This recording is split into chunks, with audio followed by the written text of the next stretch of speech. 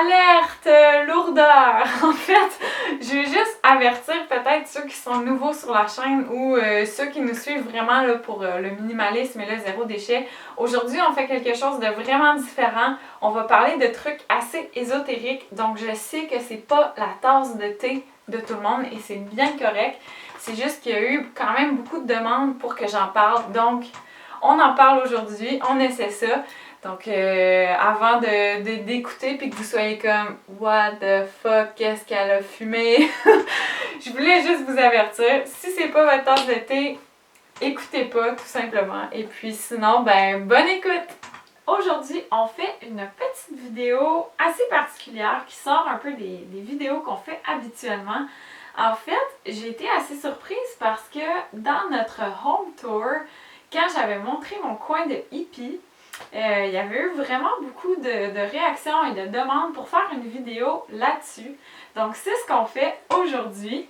Je vous invite donc à peut-être vous faire une petite tasse de thé. Et on va savourer ça ensemble pendant que je vous présente mon coin de hippie. Alors, mon coin de hippie, comme on l'appelle, il me sert à plusieurs choses. En fait, tout d'abord, c'est ici que je m'installe pour faire tout ce qui est un peu plus ésotérique, donc mes rituels de lune, quand je tire mes cartes au tarot. Aussi, en fait, moi je suis quelqu'un qui lit énormément et j'aime beaucoup lire au lit. Par contre, quand je fais ça, ben Stan ne peut pas dormir. Donc, en étant installé ici, même s'il y a de la lumière, je le dérange moins, il peut dormir plus facilement, pardon. Et l'autre truc, en fait, c'est que j'aime beaucoup écrire. Faire du journaling, nous organiser dans notre bullet journal, écrire quand je fais mes rituels. J'ai même des livres de croissance personnelle où il y a beaucoup de rédaction à faire à l'intérieur. Donc, je m'installe toujours ici pour faire tout ça. Petite note sur ce qui compose le coin de hippie. Vous reconnaissez peut-être le fauteuil. Avant, il était dans notre salon. On l'a maintenant monté ici pour que je sois plus confortable et on en a trouvé un autre dans le salon. Donc, toujours sur le bon coin, bien entendu. Le banc, je suis super contente parce qu'on se l'est fait donner.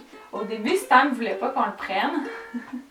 Mais je le trouvais vraiment hot, je savais que j'allais y trouver une utilité, donc finalement il me sert de table, de chevet, pour mettre tous mes trucs.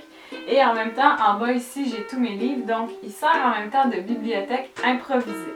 En haut de moi ici, j'ai une petite suspension en macramé qui comprend mes cristaux. En fait, quelques-uns de mes cristaux, là, il y en a un peu à travers la maison, il y en a des fois dans mes vêtements. Il y en a sur la table ici et j'en garde juste là en haut dans ce super petit pot de macramé.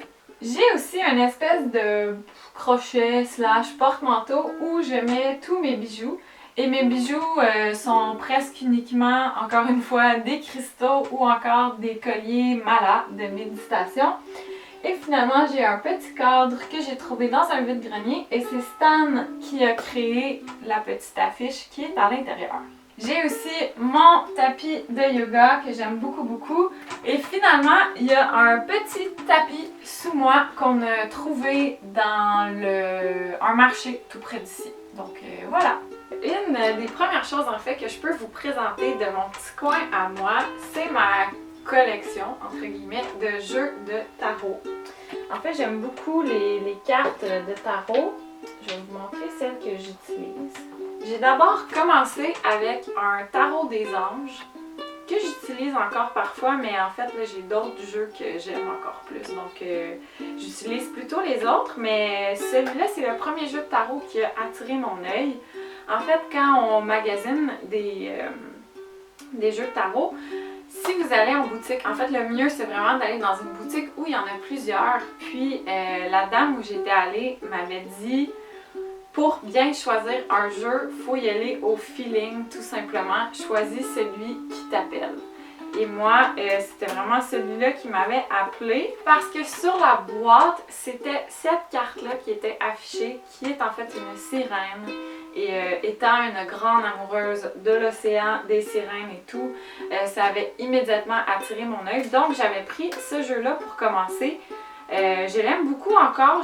Quand je tire mes amis aux cartes ou ma famille, c'est souvent avec ce jeu-là. Et il fait des tirages d'une précision, ma foi, impressionnante à chaque fois. Ensuite, on a le jeu des licornes magiques. En fait, celui-là, Stan et moi, on était tombés dessus dans un petit café au Québec où il était comme ça sur une table et on pouvait simplement piger une carte pour avoir un message pour la journée. Et j'avais vraiment été sous le charme de ce jeu-là. En fait, ce que j'aime beaucoup de celui-là, c'est qu'il est 100% positif. C'est juste des messages hyper positifs. Donc, des fois, ça fait du bien, on en pigine au hasard. Puis là, par exemple, attendre vaut la peine. Votre patience sera récompensée. C'est toujours des petits messages comme ça le fun. Donc j'aime bien l'avoir pas trop loin, puis quand j'en ressens le besoin, ben je pige une petite licorne. Ensuite, ça c'est vraiment un beau cadeau à moi de moi. C'est un jeu que je regardais depuis longtemps. C'est de Inner Star et c'est l'édition Clarity. C'est de la géométrie sacrée. Donc, c'est composé de super belles illustrations de géométrie sacrée faites par une artiste australienne que je suis sur les médias sociaux et que j'aime beaucoup. Et puis, ce que j'aime de ce jeu-là, en fait, c'est qu'il est straight to the point. En fait, ce qui est inscrit sur les cartes, c'est hyper clair. C'est pas pour rien que ça s'appelle l'édition Clarté. Donc, j'aime bien faire des petits tirages avec seulement une ou trois cartes. Ça donne toujours une espèce de direction où s'aligner. Et voilà. En plus, la qualité des cartes est incroyable. Donc, si vous êtes intéressé, c'est vraiment un beau jeu de tarot. Je vous mettrai le lien dans la description de la vidéo. Et finalement, ce jeu-là, c'est mon préféré des préférés. Je l'aime tellement. En plus, c'est Stan qui me l'a offert pour mon anniversaire. C'est le jeu de Spirit de la Lune et c'est un jeu de tarot lunaire en fait. Donc c'est un espèce de mix entre un jeu de tarot, donc classique, là, qui donne des indications si on veut à suivre, mais c'est aussi orienté avec le cycle lunaire et ça propose tout plein de rituels de lune à faire. Donc ce jeu-là, je m'en sers minimum 2 fois par mois. En fait, à chaque nouvelle lune et à chaque pleine lune, je fais un rituel de lune avec ce jeu-là tout le temps.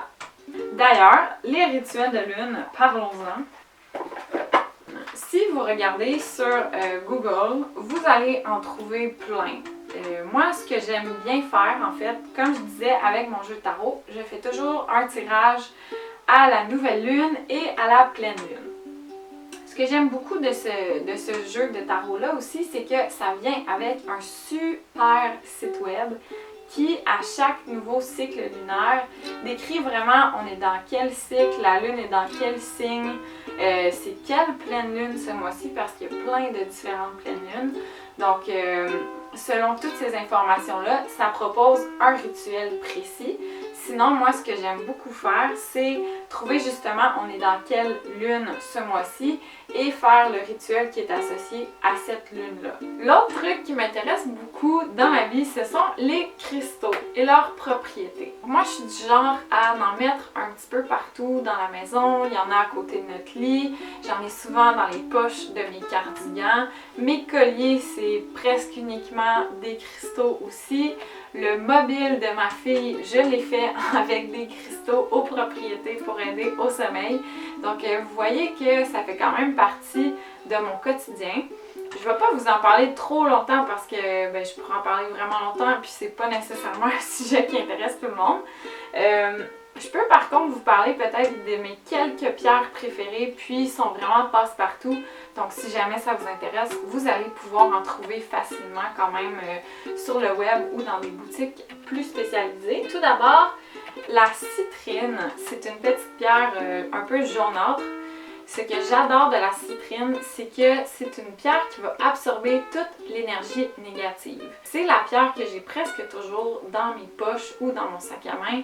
Bref, que je traîne sur moi, comme ça absorbe tout le négatif, ça le transforme en positif. L'autre pierre qui est vraiment chouette, c'est l'améthyste. En fait, l'améthyste, c'est une pierre qui aide au sommeil. C'est la pierre de l'intuition, très connectée au troisième œil, parce que oui, je m'intéresse aussi au chakra. Une pierre de sagesse. Voilà, c'est une super belle pierre à avoir sur soi. Puis sinon, vous pouvez la disposer près de où vous dormez ou même sous votre oreiller pour vous aider à mieux dormir. Ensuite, il y a le quartz rose que je porte d'ailleurs sur mon collier. C'est la pierre de l'amour universel. Donc l'amour propre, l'amour des autres, l'amour en général. Donc c'est vraiment une belle pierre à avoir sur soi. Il y a aussi le quartz clair qui aide en fait à voir plus clair, entre autres. Mais là, il me semble que ça a bien d'autres propriétés. Pendant que je vérifie un petit quelque chose, ça c'est vraiment ma bible pour tout ce qui concerne les cristaux. C'est le livre La magie des cristaux. En plus de parler de chaque propriété des pierres, il y a plein d'utilisations qu'on peut en faire. Donc, bon, il y a des trucs vraiment ésotériques, là, genre rituel de magie. Mais il y a aussi des trucs vraiment plus simples, genre quelle pierre mettre à quel endroit dans la maison pour favoriser certaines choses.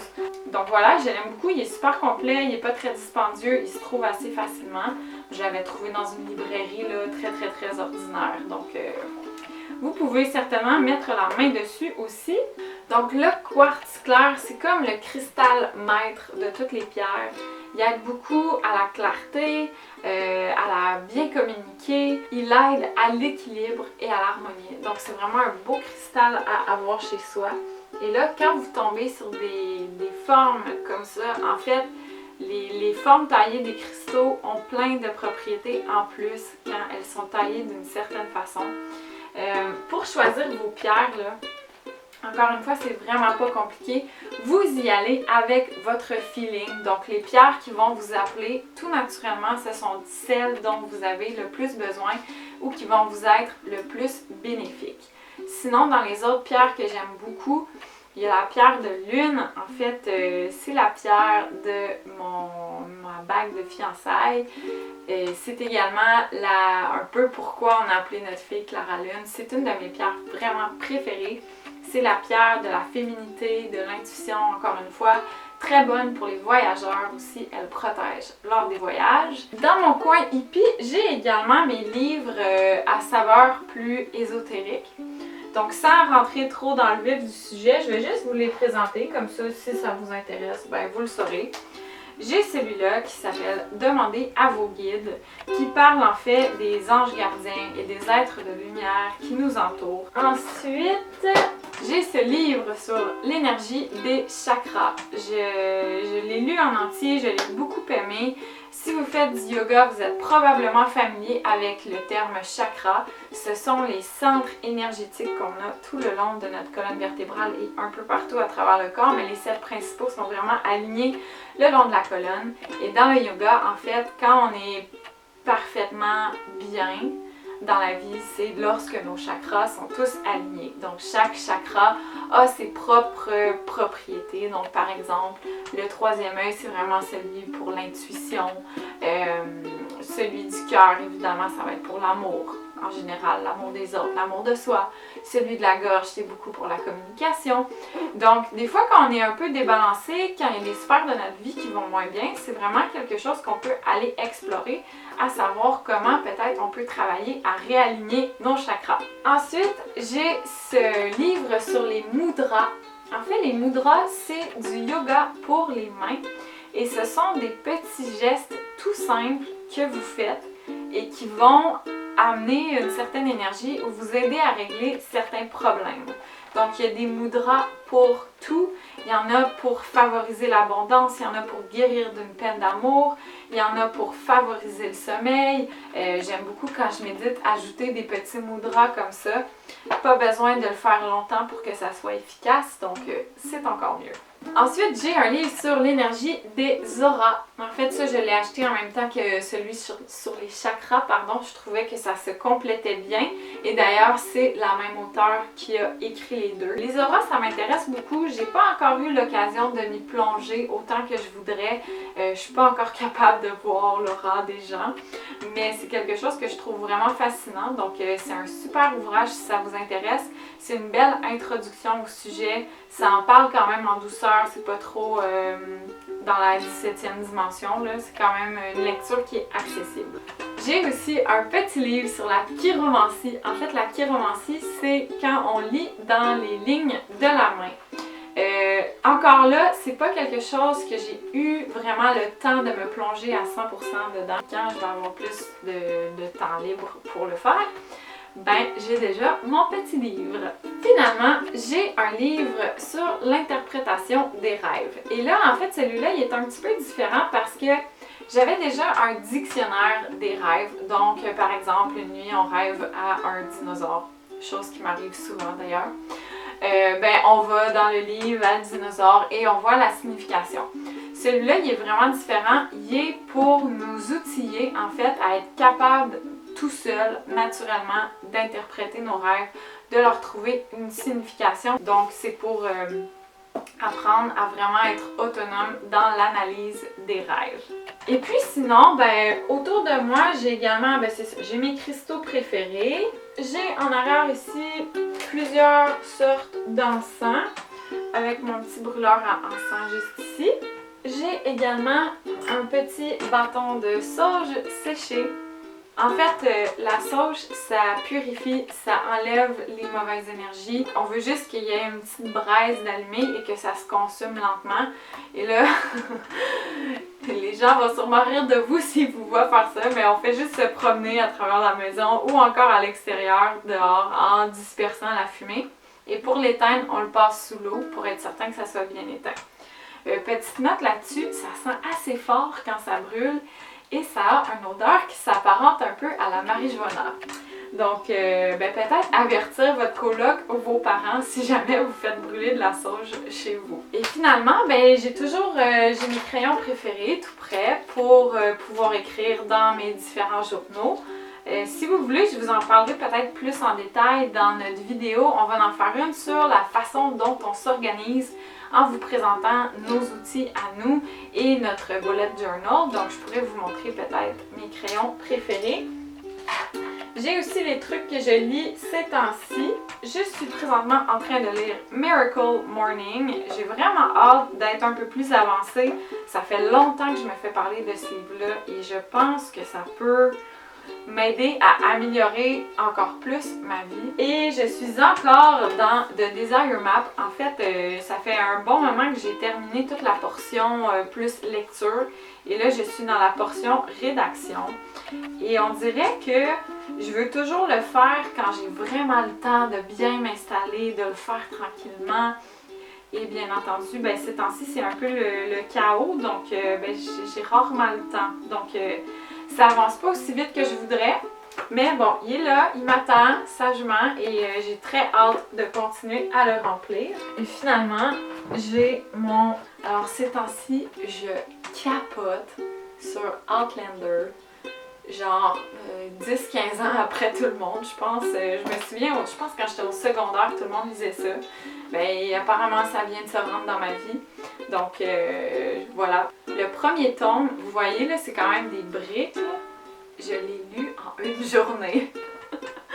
Donc, ouais, je suis vraiment une grande fan de Outlander. Là, je suis rendue dans le tome 3. Et puis, j'écoute aussi la série sur Netflix que j'aime beaucoup. Donc voilà, c'est ce qui conclut un peu la composition de mon petit coin ésotérique, ce que ça comprend et ce qui m'intéresse dans ce domaine-là. J'espère que ça vous a plu, que ça a peut-être piqué votre curiosité sur certains trucs. Gênez-vous pas si vous avez des questions dans les commentaires, ça me fait toujours plaisir d'aller vous répondre. Et puis, si ça vous a plu, mettez un petit pouce en l'air, peut-être qu'on pourra en refaire d'autres plus précis sur certains sujets que j'ai abordés vite aujourd'hui. On se retrouve tous les lundis pour notre série Minimal Monday où on parle du minimalisme dans toutes ses facettes. Et on va revenir mercredi prochain avec une vidéo là, qui est un peu plus dans nos cordes habituelles. Donc merci d'avoir été là et on se retrouve très bientôt!